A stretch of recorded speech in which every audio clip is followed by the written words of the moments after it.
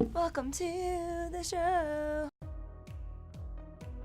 When we first played this song for our congregation, We walk out and you start and you're thinking it's almost like jumping off a diving board.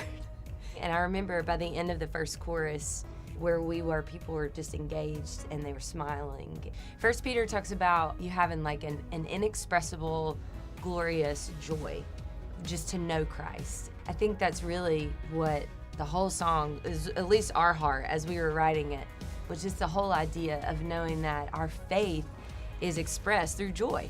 I remember the first time that I experienced the Lord's presence. Mm-hmm.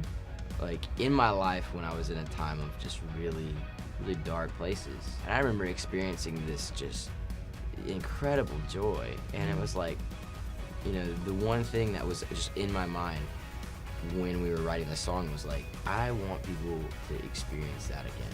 We landed on a phrase, though, I remember, where our fears fade to praise. Yeah. And I think that was kind of the jump-off point for all of us, because we thought about the fact that, especially in our environments, that first song where we're expressing that kind of joy and praise to the Lord, is much of we're starting that point with what we bring into the room.